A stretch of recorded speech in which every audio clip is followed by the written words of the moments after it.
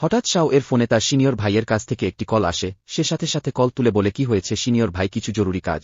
ঠিক আছে আমি এখনই সেখানে আসছি। তারপর সে দ্রুত সেখানে যাওয়ার জন্য প্রস্তুত হয়ে গোং তাকে বলে চলো আমি তোমাকে ছেড়ে দেই। শাও বলে যে এর কোনো দরকার নেই এবং সে ম্যাজিকের সাহায্যে অদৃশ্য হয়ে যায়। তারপরে গোং তার অ্যাসিস্ট্যান্টকে ফোন করে গাড়ি রেডি করতে বলে।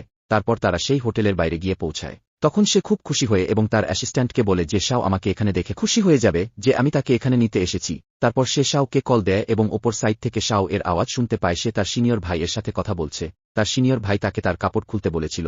এই কথা শুনে গোং খুব রেগে যায় এবং সে তার অ্যাসিস্ট্যান্টকে বলে যে এটাই তো আমি ভাবছি সে কেন বারবার তার সিনিয়র ভাইয়ের নাম নিত।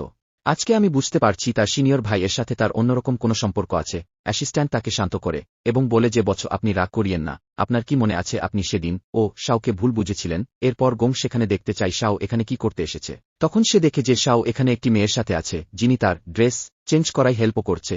তখন সে তাকে বলে সিনিয়র ভাই ইনি আমার হাজব্যান্ড। এটা শুনে গোং হতবাক হয়ে যায় বলে কি সিনিয়র ভাই একজন মেয়ে। অ্যাসিস্ট্যান্ট বলে যে বৎস একে তো সিনিয়র বোন বলা দরকার তাই না। তখন শাও বলে কে বলেছে একজন মেয়েকে সিনিয়র ভাই বলা যাবে না। তারপর শাও সিনিয়র তাদেরকে তার আইডি দেখায় বলে আমার নামই সিনিয়র ভাই, এতে কি তোমাদের কোনো সমস্যা আছে। তারা বলে না কোনো সমস্যা নেই, তুমি অনেক সাহসী তাই এই নাম তোমার জন্য উপযুক্ত।